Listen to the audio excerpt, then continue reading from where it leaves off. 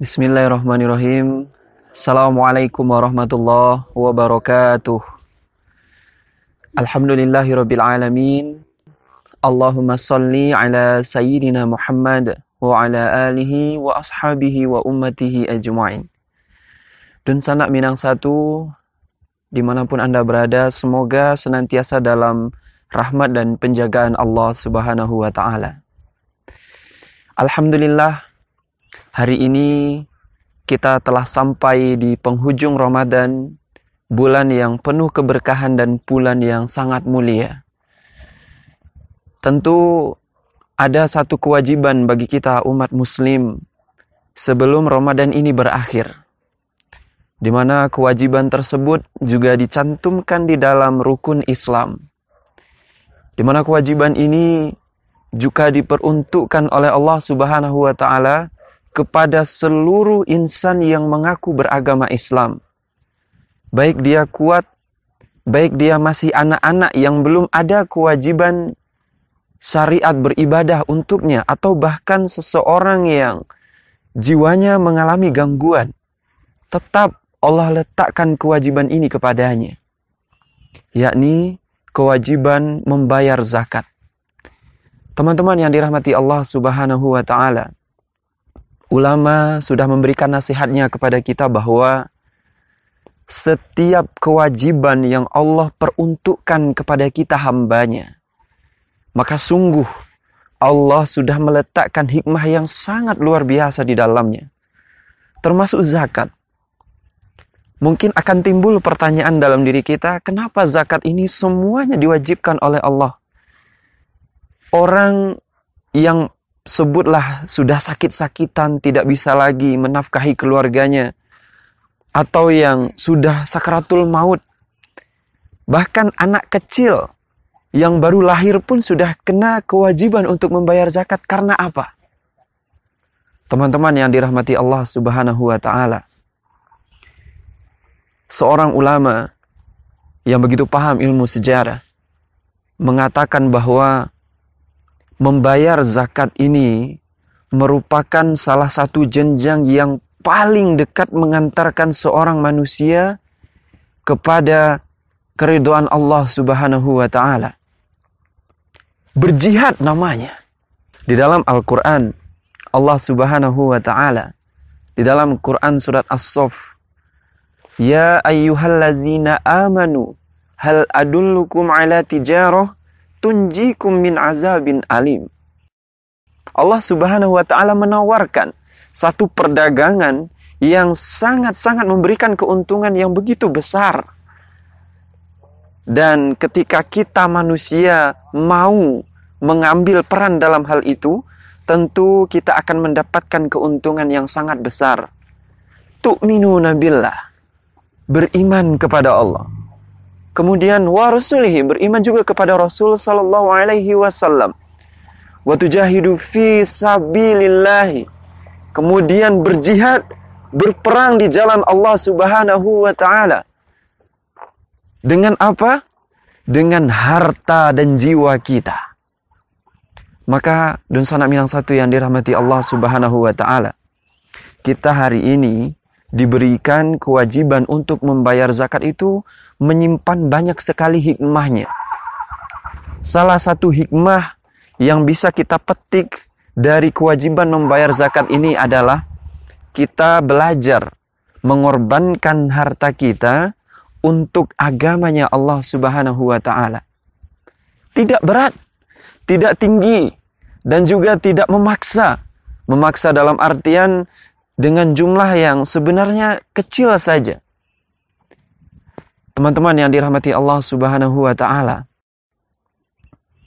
kalau kita tahu bagaimana dulu kisah sahabat-sahabat Rasul sallallahu alaihi wasallam ketika akan perang Tabuk, Rasul sallallahu alaihi wasallam memberikan undangan kepada semua sahabat, siapa yang mau untuk mengorbankan hartanya.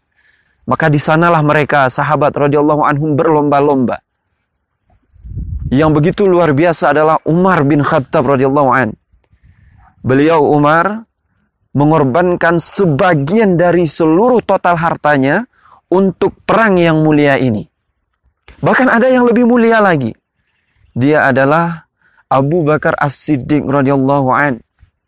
Apa yang beliau berikan? Beliau memberikan semua harta yang beliau miliki untuk dikorbankan di jalan Allah Subhanahu wa taala.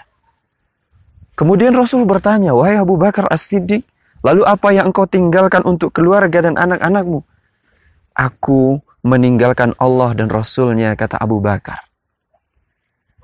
Dan ada satu sahabat lagi yang berkorban begitu besar. Tidak disebutkan apakah ini mengorbankan semua hartanya atau sebagian saja. Tapi yang jelas di dalam sejarah dituliskan, Utsman bin Affan radhiyallahu an mengorbankan 50 ekor kuda perang yang berasal dari tanah Arab. Kita bisa bayangkan, satu ekor kuda, apalagi kuda yang dipakai untuk perang, itu harga satu ekornya berapa? Dikalikanlah 50. Kemudian tidak sampai di sana saja. 950 ekor unta yang akan dibawa untuk berperang juga disumbangkan kepada agama Islam yang begitu dicintainya. Kita bisa bayangkan berapa total harganya. Satu ekor unta saja kemudian dipakai untuk berperang, dan sedangkan ini yang disumbangkan adalah 950 ekor. Berapa total harganya? Maka level yang seperti ini tentu sedikit mustahil kita untuk mengejarnya. Jangankan untuk mendahuluinya, untuk menyamai saja itu cukup berat. Maka sebab itulah ketika Allah Subhanahu wa taala menurunkan kewajiban zakat untuk kita, itu memberikan hikmah yang luar biasa. Bagaimana kita belajar mengorbankan harta kita meskipun sedikit untuk berjuang di jalan Allah Subhanahu wa taala. Dan sana minang satu yang dirahmati Allah Subhanahu wa taala. Terlebih dalam keadaan yang seperti sekarang ini, ketika kita membayar zakat, tentu hikmah untuk diri kita juga sangat banyak. Di antaranya, itu akan membersihkan jiwa kita, membuang rasa dengki, membuang rasa sombong, menghadirkan rasa ingin membantu dan semacamnya. Kemudian selanjutnya, kita dapat membantu saudara-saudara kita dalam wabah yang sedang menyerang dunia hari ini. Kalaulah kita cepat membayar zakat, kalaulah kita membantu saudara-saudara kita, tentu mereka akan terbantu, di mana mereka sekarang banyak yang kehilangan kerjanya, banyak yang di PHK, banyak yang kehilangan mata pencaharian, bingung bagaimana menafkahi keluarganya. Maka ketika kita cepat mengulurkan tangan membantu mereka, maka di sanalah kita sudah berperan untuk agama Allah Subhanahu wa taala. Dan sana minang satu yang dirahmati Allah, kesimpulan singkat yang dapat kita petik dari hikmah mengapa Allah Subhanahu wa taala mewajibkan zakat ini adalah yang pertama, bahwa kita dituntut untuk segera belajar mengorbankan harta kita untuk kepentingan agama yang mulia ini. Kemudian yang kedua, apa perbedaan kita orang yang kaya sekarang dengan orang yang kaya di zaman Rasul sallallahu alaihi wasallam dulu? Kalau orang kaya sekarang itu terlihat dari rumahnya, terlihat dari kendaraan yang ia miliki, terlihat dari merek pakaian yang ia pakai, terlihat dari kebiasaan glamornya dan segala macamnya. Itu kalau orang kaya sekarang.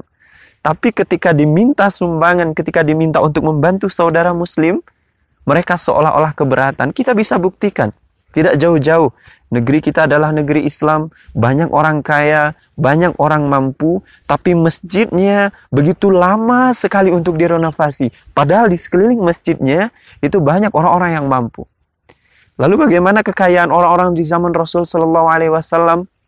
Mereka memperlihatkan kekayaan mereka ketika mereka diminta oleh Rasul untuk mengorbankan hartanya. Maka di sana terlihat siapa yang paling kaya, siapa yang paling siap, siapa yang paling berani menginfakkan hartanya.